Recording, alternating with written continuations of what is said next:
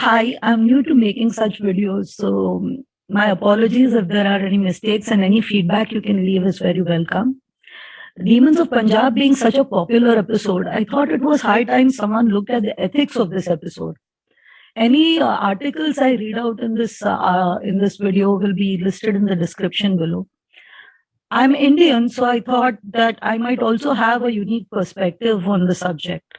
I want you to have this. Get it fixed if you like. It must never be fixed. Why not? I don't want to talk about it anymore. Her grandmother doesn't want to tell her. So what does Yaz do? I know what you're asking, but family history and time travel, very tricky. Just for an hour. See her from a distance. What's the point in having a mate with a time machine if you can't nip back and see your gran when she were younger? What's the use of having a time machine if you can't snoop on your grandmother when she was young? At no point do any of this lot consider that they are actually invading the privacy of a woman who's probably been through some or the other experience which she does not wish to share. But other than that, Because that's not the topic of this episode. See, this episode is about the partition of India, so it's okay to not have ethics about other issues. Uncle Malik's not coming to the wedding as well, is he? there's a wedding. When's the big day again? Tomorrow. Amazing. I can't wait to meet the groom. You already have. Remember me? Cart, flowers, marrying Umbreen? No. You can't be. The man Umbreen is about to marry is not my granddad. That, as Prem's a Hindu name. We're Muslim. Umbreen, she's your nan, right? Yeah, she does look like the photo. But Prem's wearing the watch your nanny gave you in the future. So what? She had a secret Hindu first husband? At this point, we know very clearly that this is a part of Amreen's life that she has kept completely secret. It's obviously intimate. It also has a cultural and temporal sensitivity. This was an era when a woman's dignity was tied to her virtue. It should have been Amreen's right to conceal or reveal her history as she wished. That go. I came here for answers. They missed an opportunity to give some darkness to Yaz's character and tie it to her job with the police in prioritizing data over people or their right to privacy. A sense of entitlement to violate privacy over mere curiosity, that whole information as power thing. Pakistan. Today, India's officially cut into pieces. We're in the middle of the partition of India. So this couple has been shown as living on what will become the border, with Ambreen on the Pakistan side and Prem on the India side. Quick sidebar. August 1947, partition. The borders have just been announced. India, Pakistan. It's not just the land that gets divided. Rioting in the cities. Tens of millions of people about to be displaced. More than 1 million about to die. Doc, meanwhile, her nan's about to get married, but not to her granddad. Estimates of the number of deaths vary, with low estimates at 200,000 and high estimates at 2 million. The worst case of violence among all religions is concluded to have taken place in Punjab. Virtually no Muslims survived in East Punjab, except in Malerkotla, and virtually no Hindu or Sikh survived in West Punjab. Just a quick note here that Prem has his gun with him and there's no apparent cause for the sadhu's death. Holy man, Bhakti. Umbreen and I asked him to bless our marriage. Why would they kill him? Accordion waves. Which could mean a dormant octonic engine nearby. What's she saying? If I had to guess, I think we're going demon hunting. Gold star for Ryan. Oh wait, is that awarding points? Oh, I forgot about the points. She's standing next to the dead body of a holy man who's been murdered. A man worthy of respect if he's willing to conduct an interreligious marriage in the middle of the worst interreligious violence the world has seen.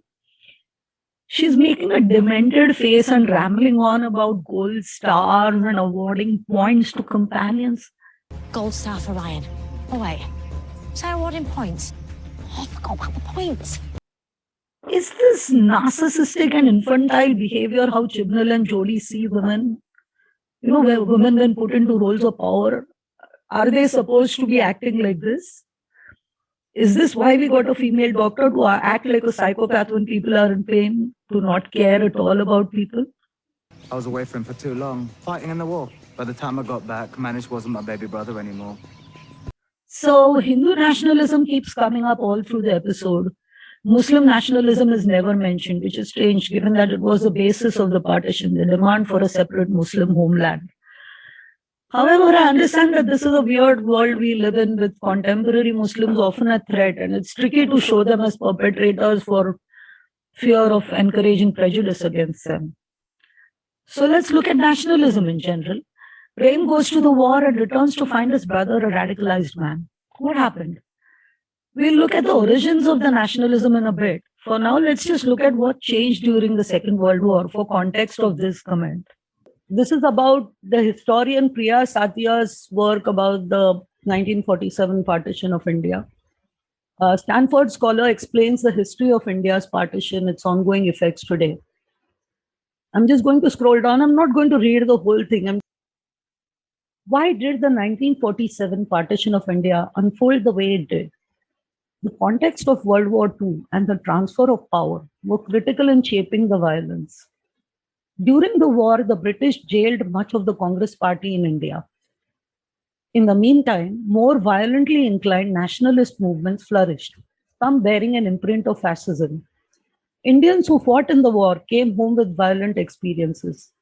They and their arms were recruited into new defense groups and paramilitary volunteer bodies attached to these violent movements, such as the RSS, Rashtriya Swayamsevak Sangh, and the Muslim League National Guard. I also want to look at an article by Shashi Tharoor. When the elected ministries of the Indian National Congress quit office in protest against the British declaring war against Germany on India's behalf without consulting them, the British thought little of appointing unelected Muslim leaguers in their place, and in many cases assuming direct control of functions that had supposedly been devolved to Indians. They openly helped the Muslim League take advantage of this unexpected opportunity to exercise influence and patronage that their electoral support had not earned them, and to build up support while their principal opponents languished in jail. I like this. Traipsing through the forests alongside the British, looking for the enemy. Done enough of that. Although, maybe you're my enemy now for the mess you just made of my country. Carving it up, slapdash in 6 weeks. Gonna run off home now, are you? I'll make a note of your thoughts and pass them on to Mountbatten if I ever bump into him again. I wonder what the doctor told her friend Lord Mountbatten the next time she met him, or was this just a stupid way of telling the native to shut up? You know, it's the partition, you're going to die anyway, just suck it kind of a thing. He's talking of an event where the British handling made life difficult for millions. Millions died. And that's all the response the doctor has. What a bloody psychopath.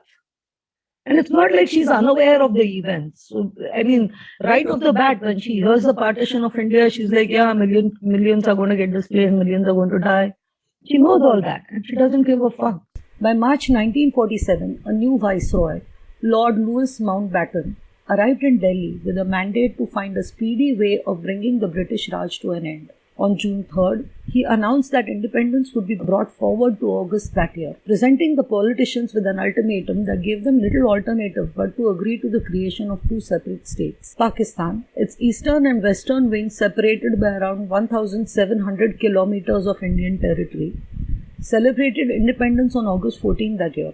India did so the following day. The new borders, which split the key provinces of Punjab and Bengal in two, were officially approved on August 17. They had been drawn up by a boundary commission led by British lawyer Cyril Radcliffe, who later admitted that he had relied on out-of-date maps and census materials. Meanwhile, having secured their aim of having both newly independent countries in the Commonwealth, British officers hurried events at every turn. The hasty dismantling of the imperial state not only made it harder to address the violence, it also made much of the violence possible in the first place. The imperial state shed its law and order capacity and sense of responsibility, offering little support to the administrators trying to deal with routine local politics. The British army began to depart just when India's own army was being divided and could not be relied on to control violence.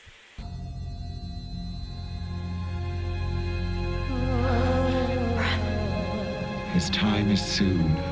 How soon? Give him a day. Just give him this day, please. The fixed force of time cannot be stopped. I know. What? What? But what? What? The Doctor is apparently no longer a Time Lord and needs the Jarians, who are little more than witnesses, to tell her that time can't be altered, and she just accepts it when they tell her. Everybody knows that everybody dies, and nobody knows it like the Doctor. But I do think that all the skies of all the worlds might just turn dark if he ever, for one moment, accepts it. Why? Why would I give him my screwdriver? Why would I do that? What have you done? Saved her. For heaven's sake. He just can't do it, can he? That man, that impossible man. He just can't give in. I want to know what happened. Prem dies today.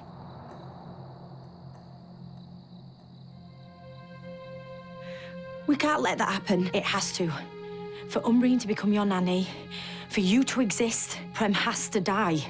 Really, making one man go missing instead of dying in the middle of the partition of India would be impossible. This puts the total of missing people due to partition-related migration along the Punjab border to around 2.2 million. The Doctor has died trying to save Pete Tyler when Rose prevents his death.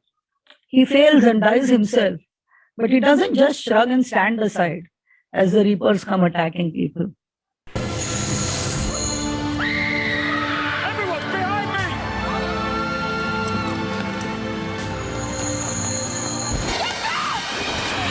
The Doctor worked it out way back, but he tried to protect me. I'm sorry, Yaz. We should leave. No. I want to be sure she's safe, whatever happens. I want to look after my nanny. I'm with Yaz. Yeah, me too. In Punjab, confidential instructions insisted that British Army units had no operational functions except in emergency to save British lives. Got it. Umbreen is British, Prem is not. In the meanwhile, is this supposed to have homosexual subtext or something? Because this is so totally not how garlands work in a Hindu wedding. Oh. The flowers don't help much. You still look like a schoolboy on manoeuvres. These are the best clothes I have. You look great. Why in the world is Graham putting a garland on Prem? That's not how garlands work in a Hindu wedding. This is how garlands work in a Hindu wedding.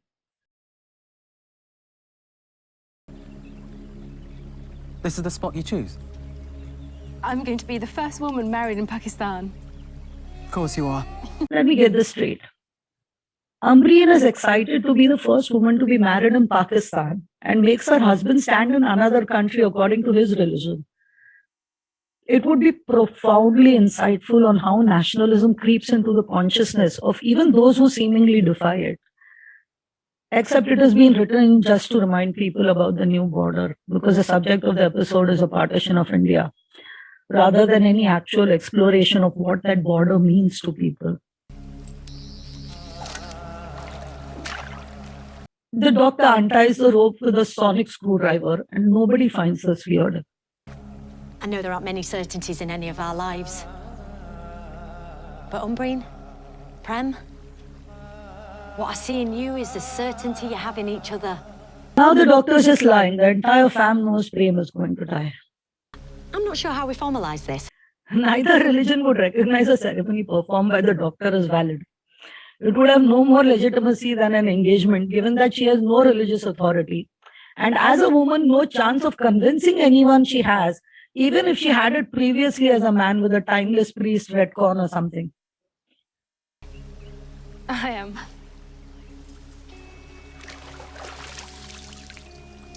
Will you?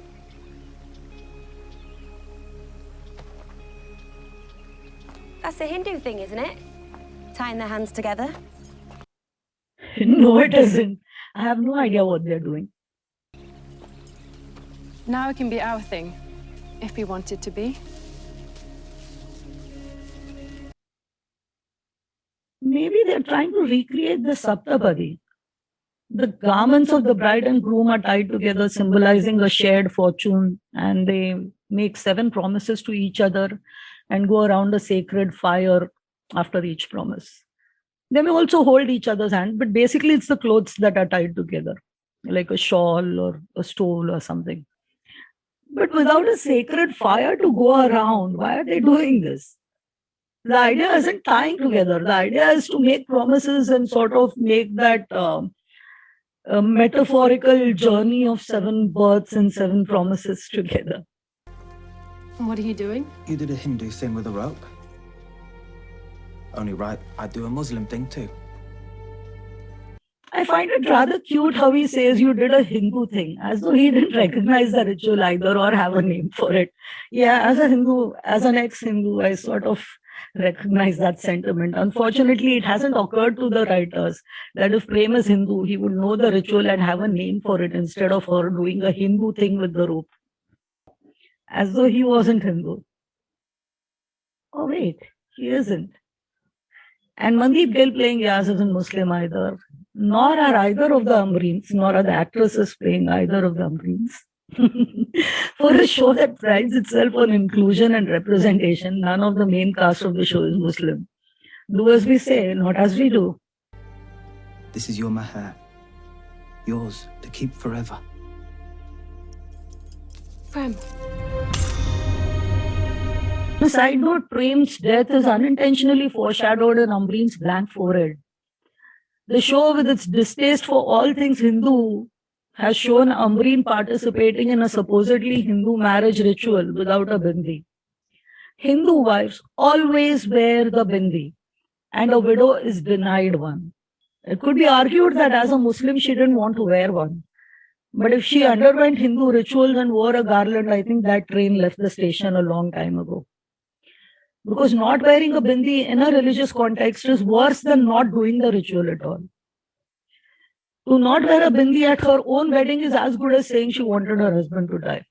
This is us, forever. Our moment in time.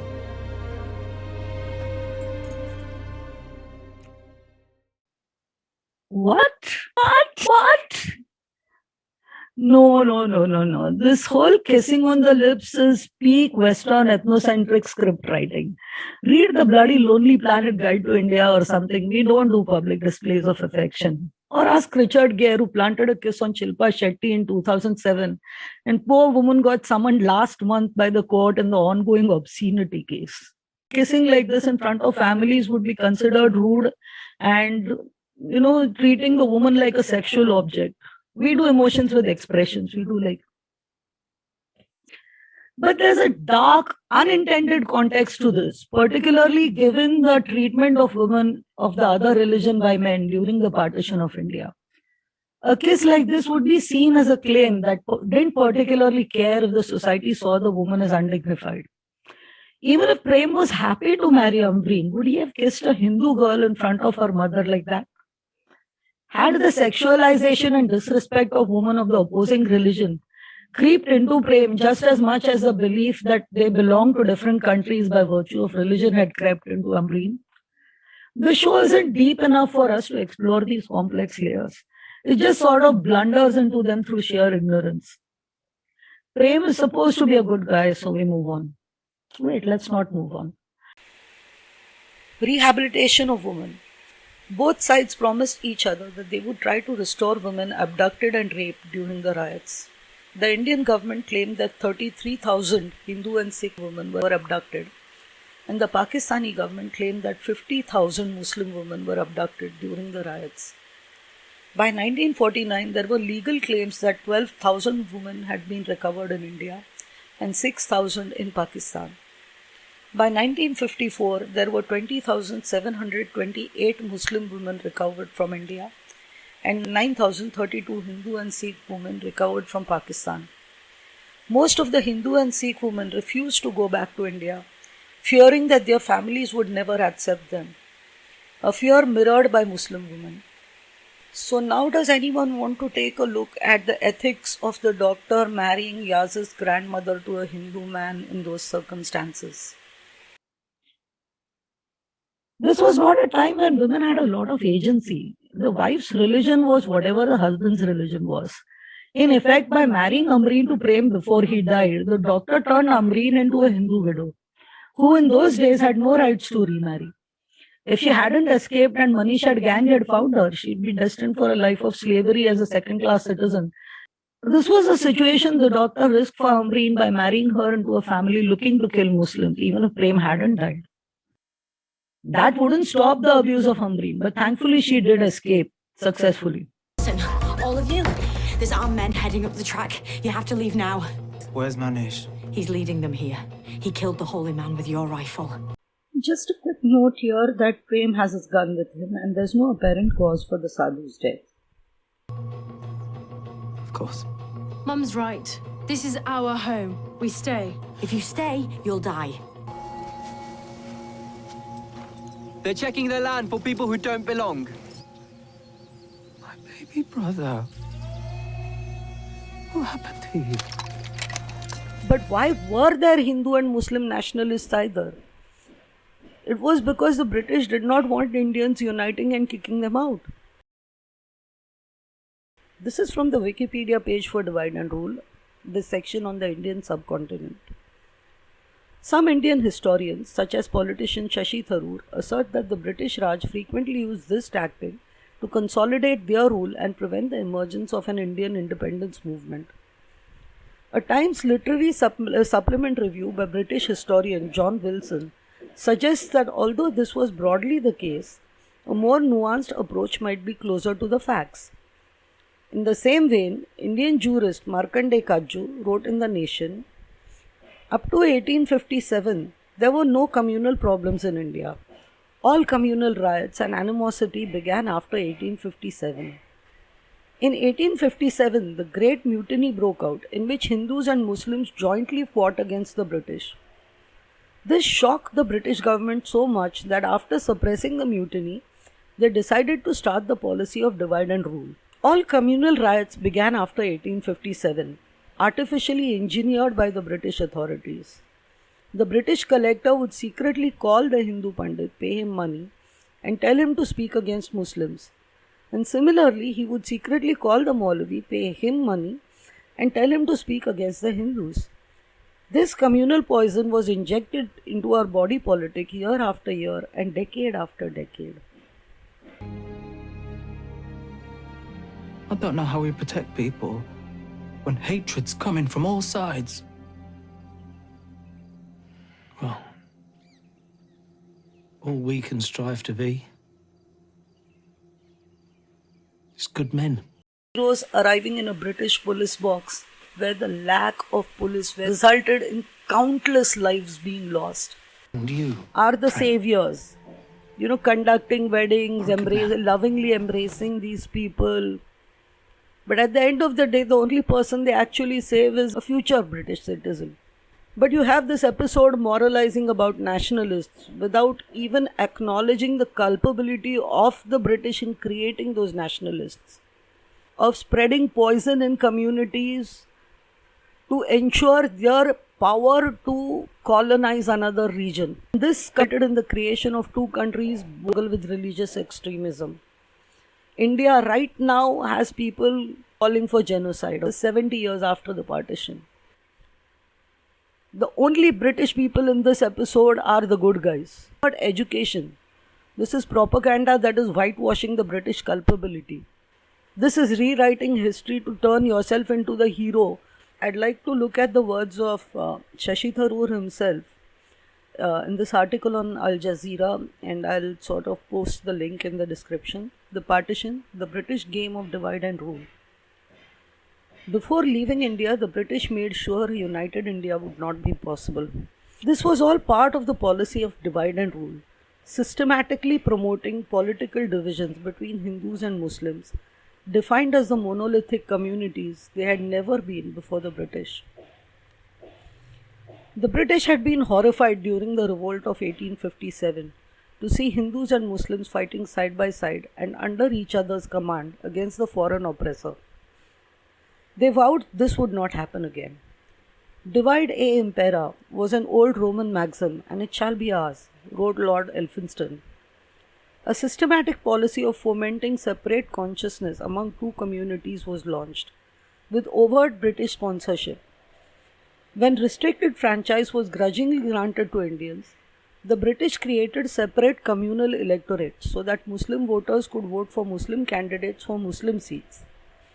The seeds of division were sown to prevent a unified nationalist movement that could overthrow the British. No one in any responsible position in Britain as late as 1940 had any serious intention whatsoever of relinquishing the empire or surrendering the jewel in His Majesty's crown to a rabble of nationalist Indians clad in homespun. But the devastation of World War II meant that only one half of the phrase could survive. Bled, bombed and battered for 6 years, Britain could divide, but it could no longer rule. Before saying this next part, I want to add a disclaimer.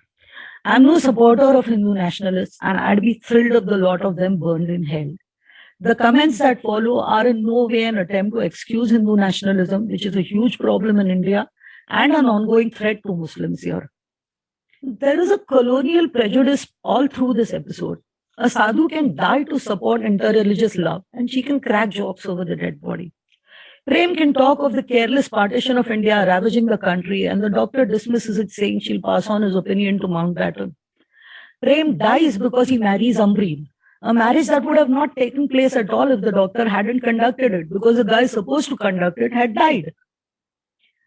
The customs of the region or the Hindu religion are considered unworthy of being taken seriously, and everybody kisses if their love is real, right? The doctor pretends that Prem must not be saved for Yaz to exist, when all they had to do was put him in the TARDIS and dump him elsewhere, leading Amreen to think he died. However, future citizen Amreen must be protected. The doctor warns her she will die if she stays, but not Prem, even though she was known to survive given that Yaz existed, and Prem was known to be at risk. Time cannot be altered to save Prem, but it can be altered to marry him to Amreen so that he can get killed. Nice script. There isn't a single British individual who's portrayed as a bad guy. No Muslim is a perpetrator or victim of violence, and every single Hindu to be portrayed is either evil or dead. There are no Muslim extremists, and the partition of India happens for mysterious reasons. All the deaths in the episodes are of Hindus and by Hindus, and Bob's your uncle. You got a tidy, politically correct version of the partition of India. Congratulations.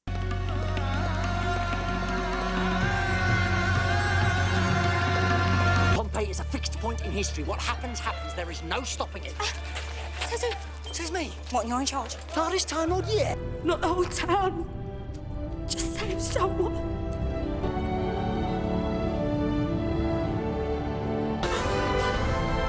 Come with me.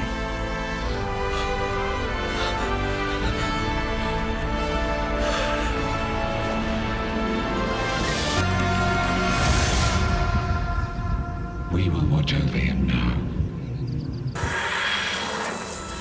Go back. Go back to your lives.